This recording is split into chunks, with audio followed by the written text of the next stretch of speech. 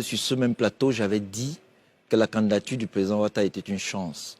Je n'avais pas bien la candidature. C'est une déclaration qui avait soulevé un tollé. Qui avait créé un choc sur le plateau, je me souviens très bien. Oui, allez-y. Je suis encore choqué. Enfin, je vous donnerai la parole tout à l'heure. Ceux qui étaient sur le plateau avec moi avaient dit que j'avais dit que Ouattara est une chance. Je ne sais pas ce que j'avais dit la candidature. Pourquoi? Parce que cette candidature nous permet de résoudre beaucoup de problèmes. Vous voyez bien que ce qu'Augustin Kyo dit n'est pas vrai. Qu'est-ce qu'il a dit qui n'est pas vrai? Il a dit que le président Ouattara a modifié la Constitution pour se présenter. Ce n'est pas vrai. C'est pas vrai pourquoi? Parce que le président Macron s'appuie sur le fait que le président Ouattara était de bonne foi. Il a décidé de modifier la Constitution parce que la Constitution de 2000 portait des gemmes confligènes.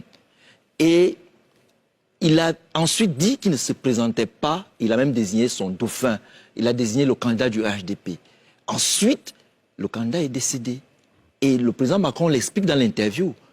Il aurait voulu que ce soit autre chose, mais dans le cas d'espèce, ce n'était pas possible parce qu'on ne peut pas improviser une candidature à 2 mois des élections pour un parti sérieux. Et quand vous voyez la démarche du président Ouattara, il anticipe tout, il prévoit tout, il programme tout. Et c'est le seul homme politique en Côte d'Ivoire qui dit ce qu'il fait. Et il a dit qu'il n'était pas candidat, il a présenté son candidat. Et aujourd'hui, le candidat est décédé. Et c'est pour ça que le président Macron estime que c'était une candidature de devoir. Pourquoi? Parce que nous sommes dans un contexte géopolitique sous-régional.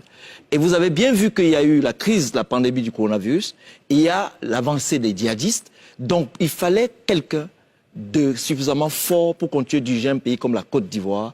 Et ça a aussi résolu un autre problème. La victoire du président Ouattara, avec plus de 3 millions de personnes qui lui accordent les suffrages, prouve que tout ce qui disait qu'ils étaient des faiseurs de rois n'était pas dans la vérité. Je veux simplement dire, quand on vient en politique, ce n'est pas pour choisir les candidats des autres partis. Le HDP est un parti responsable, ils ont décidé de choisir leur candidat. Celui qui décide de la candidature, de l'éligibilité, c'est le Conseil constitutionnel. Et au Conseil constitutionnel, c'est des magistrats de haut rang. C'est des grands magistrats qui sont là-bas, ils sont eux qui sont les juges de l'élection. Maintenant, je reviens juste sur ce que M. Traoré a dit. Nous ne sommes pas dans la fiction, M. Traoré. Nous sommes dans les faits. Amadou Gon ne vous a jamais dit de son vivant qu'à un moment donné, s'il ne se sentait pas bien, il allait venir dire au président que ma santé ne me permet pas de me présenter. On a vu Amadou Gon revenir, et quand elle est revenue, il a dit on se met au travail. On revient pour reprendre la place pour continuer la lutte. Il n'a jamais dit, et il n'a jamais été dans son intention une seule fois.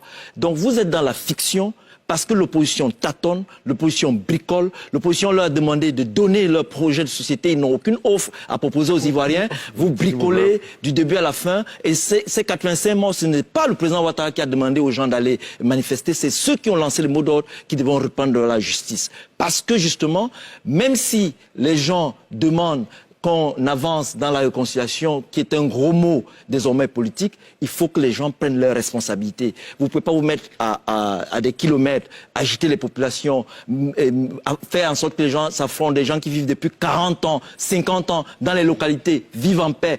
Et vous venez parce que vous voulez un poste politique, vous n'avez pas de projection, vous avez plutôt des ambitions, comme dit Honoré Ouattara, vous voulez mettre les gens en difficulté. Ah, c'est là où Monsieur Traoré, est-ce que vous êtes sérieux? Très sérieux. Vous avez dit tout à l'heure que ce n'est pas parce que le président français a pris cette décision que Guillaume est parti de la France. Oui. Mais dans l'interview, il dit qu'il ne peut pas rester en France tant qu'il se comporte de cette façon. Et dans l'interview, on demande au président, est-ce que vous lui avez dit ça directement? Il dit non. Oui, non, il y a des services qui sont occupés de ça. Il n'a pas dit mais ça. ouais, le rapport avec ça. S'il vous plaît. Non, monsieur, il y a un principe sur ce plateau. Quand l'un parle, vous le laissez aller au bout de ses idées. C'est un débat contradictoire. Pendant qu'il parle, vous pouvez peut-être souffrir, encaisser, et puis après apporter la réplique. Arrêtez Nkenda, c'est à vous. C'est plutôt, c'est pas lui, le président directement qui parle, c'est pour montrer à quel point les rapports entre les États sont des rapports sérieux. Vous avez vu dans une vidéo, Guillaume Soro dit qu'ils se sont battus, le président Ouattara et lui, pour se disputer Le Drian et le président Macron. Et que lui, il a gagné le président Macron. Ouais. C'est un désaveu. Lui dire que les États sont sérieux.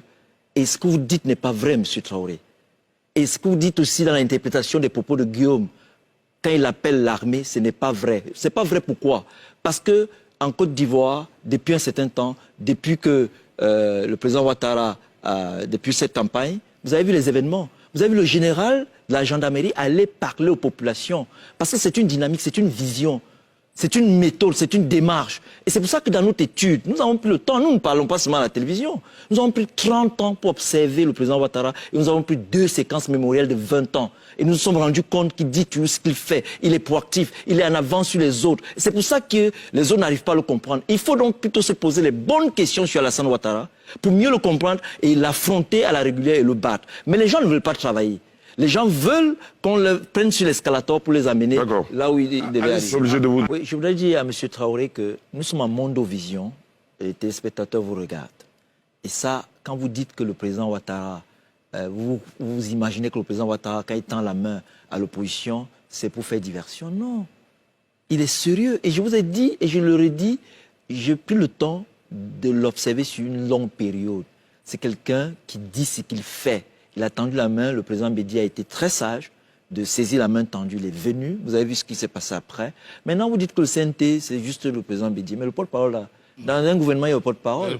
Et après, comme a dit l'honorable, il allait sortir le gouvernement. Et comme dans le champ politique qui est un champ de rivalité de pouvoir, il faut toujours jauger le rapport de force. Et vous ne pouvez pas revendiquer quand vous n'avez pas cette force de revendication.